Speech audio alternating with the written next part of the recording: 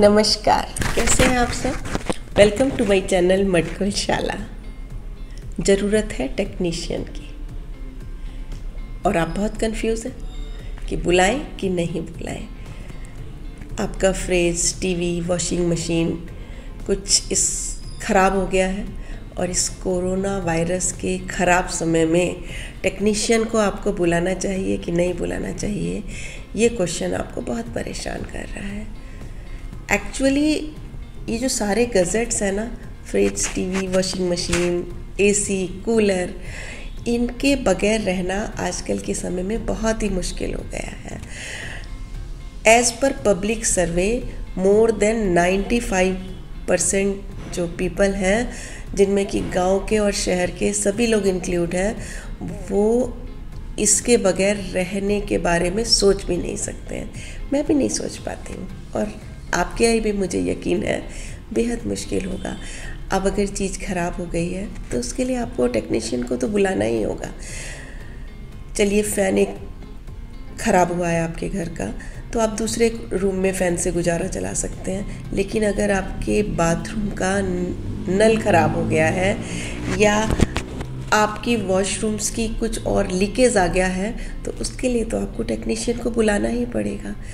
तो आप परेशान ना हो। आज हम उन कुछ पॉइंट्स पर डिस्कशन करने वाले हैं जिससे कि आप इजीली टेक्नीशियन को बिना किसी परेशानी के बुला सकें। वो क्या प्रिकॉशंस हैं जिन्हें हमें लेना है और फिर किसी टेक्नीशियन को बुलाना है। देखिए, सबसे पहले तो टेक्नीशियन के बारे में तो बाद में सोचें कि उसके लिए आपको क्या प्रिकॉशन लेनी है।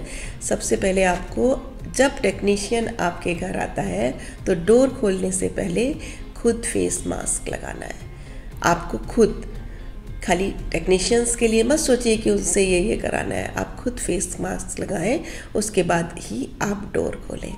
नंबर 2, जब टेक्नीशियन आपके घर आता है तो आप उसके शूज़ या तो बाहर ही उतारने के लिए बोलें, या फिर कुछ जो ब्रांडेड कंपनीज़ के टेक्नीशियंस आते हैं ना, वो लोग तो क्या करते हैं, शू कवर्स बेचते हैं। तो टेक्नीशियन को बोलिए कि वो आपके घर एंट्री करने से पहले शू कवर पहने। और शू कवर, मास्क, ये ना अगर आप चाहें तो मार्केट में मिलते हैं, आप थोड़े से लाकर अपने घर पर रखिए। मैंने रखे हुए हैं। मैंने कुछ जो यूज़ एंड थ्रो वाले शू कवर्स और फेस मास्क होते हैं वो लाकर रखे हैं। तो अगर मेरे घर कभी भी कोई टेक्नीशियन या कोई इस तरह से बाहर से आता है तो मैं उसको अपने पास से प्रोवाइड कराती हूँ। नेक्स्ट आता है कि जब वो घर के अंदर अब आ गए हैं शू कवर पहनकर, तो आप उनको देखिए उन्होंने फेस मास्क और फेस कवर लगाया हुआ है कि नहीं लगाया हुआ है। अगर उन्होंने नहीं लगाया है तो वही जो मैंने आपको कहा कि आप अपने पास से उसको फेस मास्क दें। नेक्स्ट आता है कि ग्लव्स पहनने के लिए कहें। हाँ, अगर उनका कोई काम ऐसा है जो ग्लव्स पहनकर नहीं हो सकता तो एक अलग बात है। थर्ड पॉइंट आता है कि जब वो घर में अब फेस मास्क और शू कवर के साथ अंदर एंट्री कर गए तो डोर पर ही उनके हाथ सैनिटाइज कराएं। हैंड सैनिटाइज कराना बेहद ज़रूरी है। और अलग से भी ना सिर्फ हैंड ही सैनिटाइज ना कराएं, बल्कि जो फुल बॉडी स्प्रे आते हैं ना सैनिटाइज कराने के लिए, तो उनको फुल बॉडी उनको सैनिटाइज करें। सैनिटाइज़र के लिए ना किस तरह से सैनिटाइज़ हमें करना चाहिए और सैनिटाइज़र जो चीप एंड बेस्ट हम घर में भी कैसे हम बना सकते हैं और कैसे यूज़ कर सकते हैं, इसके लिए मेरी एक दूसरी वीडियो है, उसका लिंक मैं कमेंट बॉक्स में डालूँगी, आप उसको देखिएगा। जब वो अंदर अब आ ही गए हैं आपके टेक्नीशियन, शूज़, फेस मास्क और हैंड सैनिटाइज करने के बाद, तो आप उनका जो वो बैग अपने साथ लाते हैं उसको भी इस सैनिटाइज़र से, स्प्रे से सैनिटाइज करें। जो भी इक्विपमेंट्स, अगर उनको कोई पार्ट डालना है, जो भी चीज़ आपकी ख़राब हुई है, तो उस पार्ट को भी सैनिटाइज़ करें। और अगर आपने कोई नई ही गैजेट मंगाया है, जैसे कि नया टीवी या नया फ्रिज या नया एसी आपने मंगाया है, तो उसके भी बॉक्स को पूरे को सैनिटाइज़ करें बाहर ही, और उसके बाद उसको अंदर निकलवा कर तब लेकर आए।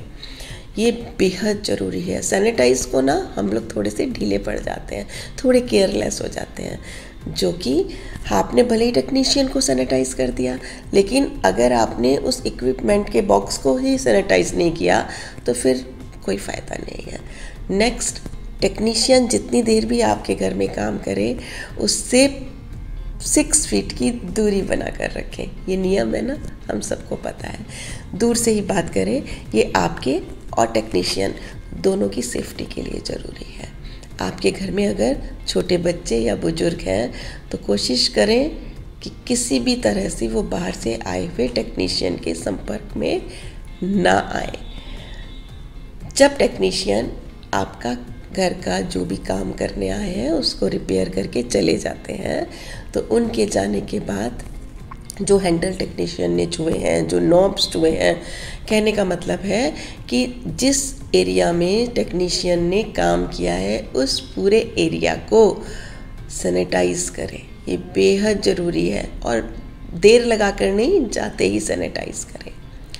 इसके बाद लास्ट पॉइंट है कि अगर आपके घर में कोई भी बीमार है तो भूल कर भी टेक्नीशियन को जब तक कि वो पूरी तरह स्वस्थ नहीं हो जाते ना बुलाएं, क्योंकि आपके साथ साथ टेक्नीशियन की लाइफ की, उसकी हेल्थ की सेफ्टी भी उतनी ही ज़रूरी है जितनी कि हमारी और आपकी। तो इन बातों का अगर आप ध्यान रखेंगे, अगर आप टेक्नीशियंस को बुलाते हुए इन प्रिकॉशंस को फॉलो करेंगे तो फिर आपको कंफ्यूज होने की ज़रूरत नहीं है, आपको परेशान होने की भी ज़रूरत नहीं है। अगली वीडियो में फिर मिलेंगे, तब तक के लिए प्यार भरी विदा।